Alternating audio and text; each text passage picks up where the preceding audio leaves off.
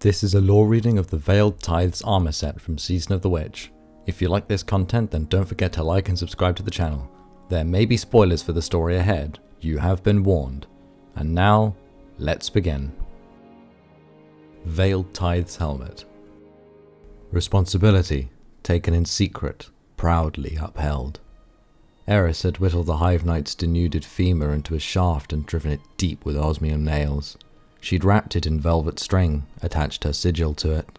Now it chimed as she turned it in her hands. "Yeah, make it pretty," Imaru said, rolling his eye. "That'll help. Real useful." "I'm binding the staff with my power," she said archly. "What use have you been?" "I told you what to do." "I gathered the materials, I crafted the staff, I infused it with light and soulfire. Do not presume your ideas were essential to this process." "You think you're such an expert in hive magic," Imaru scoffed. "But you know what? You're just doing parlor tricks. Without me, that staff would be nothing more than a fancy piece of bone." Eris gripped the staff and held it out to test its heft. It was unbalanced. She returned it to the work table. "Do not make yourself intolerable." Imaru moved so he could look Eris in the face. She raised her eyes, staring him down. He came close. She did not step back. "Or what? You might scare everyone else, but you don't scare me. There's nothing you can do except put up with me." Eris returned to her work, raising her hand and pushing him out of the way. He huffed, watching her as she resumed sharpening the points of the staff's base. With this, the Guardian may devise rituals of their own. It will empower their light and channel the hive's vile power. "You're welcome," Imaru said smugly. Eris ignored him and examined the staff she had created. It represented hours spent sliding a blade's edge over layers of dead, porous hive chitin, carving it with spells and imbuing it with magic. At its head was Soulfire Ichor, encased in vitreous light, a gleaming vessel. One last reagent. She turned back to her work table. The worm squirmed and squealed under her knife. Veiled Tithes Arms. Blades swung, lessons learned. "Behold, my brood, how your enemies lay rotting in the field. The Chroma Admiral Raffrit engulfed by waves of death, dragged back into the atmosphere by 1,000,000 hive corpses. The Ammonites keening below as their warrior of the sky fell into the deep. And there, in concert with your gods, his armor was pulled slowly from his body until the sinew of his adductors tore, anointing our gods with his spurting plasm. How he cried as his ruined flesh was impaled, his wailing a call to worship in the temple of his dying body. Then was the Ammonites' Leviathan alone. So I did command my servant, Ir-Uxal, to taste of the Leviathan's flesh, to tear it from the sky in a feast of agony. And so he did. The Leviathan's viscera opened to the sky and rained down upon the Ammonites, bathing them in the bowels of their god. So my brood did taste of his entrails and rejoice. From this victory forward until the sky falls and the deep subsumes all, Ir-Uxal shall be known as the Leviathan Eater, bane of the Ammonites, and favoured harbinger of Xivu Arath. Veiled Tithes Chest. Hope and hate share the same heart. Mithrax had come to Ikora's office with a gift and a question. The gift was a large glass jar of preserved leech-like creatures, oily and glistening. They were perhaps the most delicious thing Ikora had tasted in the last 20 years. And while the two of them worked their way through the jar, Mithrax uncomfortably stumbled his way to his question. "Eris Morn has changed," he said carefully, and Ikora nodded. "She chose to change, and she acted out of... is there a human word for love bravery?" Ikora smiled. "Love," she said. "Love, then," Mithrax nodded.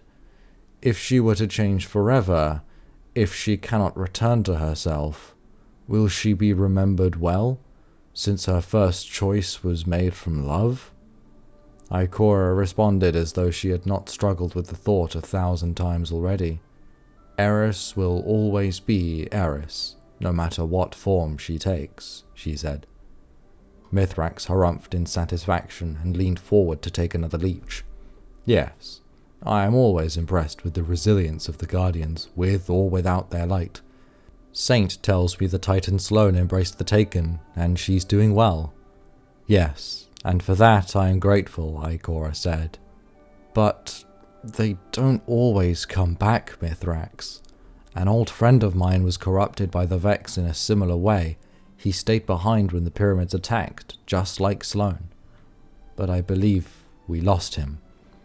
I am sorry about your friend, Mithrax said somberly.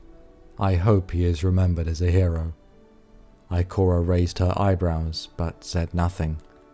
I too encountered a great mind consumed by the Vex, Mithrax continued. The Guardian and I attempted a rescue, but it went deeper into the network as it gained the access it sought.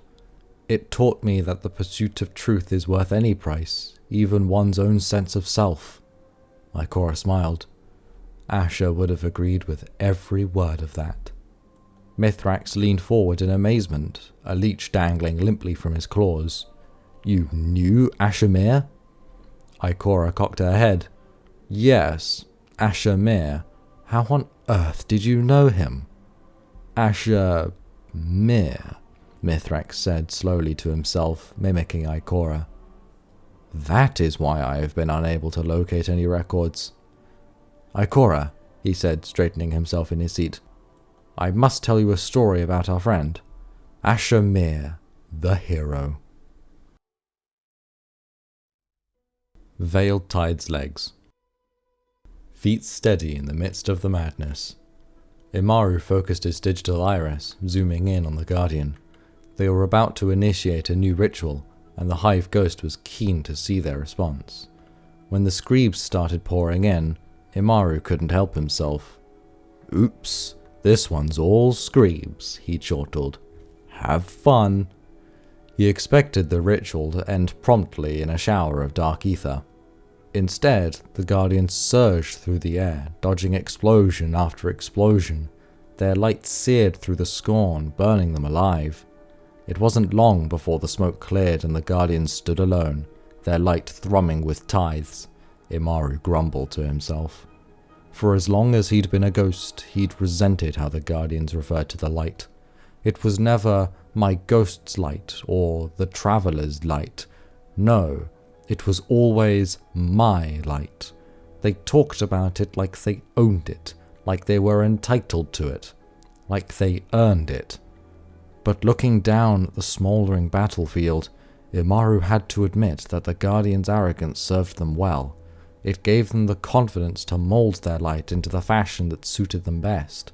They treated it like a tool, something to be used. That gave them an advantage over the lucent brood, whose manipulation of the light was inhibited by reverence. Imaru turned away from the ritual circle in disgust.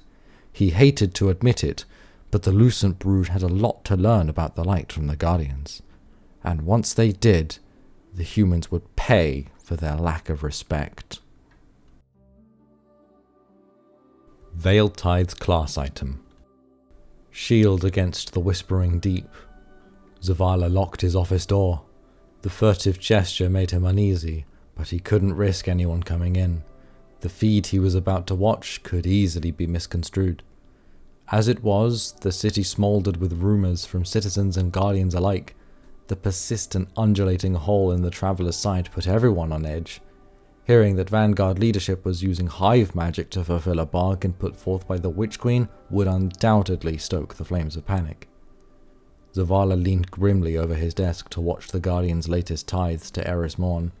It used to be simple, he lamented. We exterminated the hive wherever we found them, and we felt good about it, justified. But in recent years, morally ambiguous situations like these had become more common, and separating friend from foe was increasingly difficult.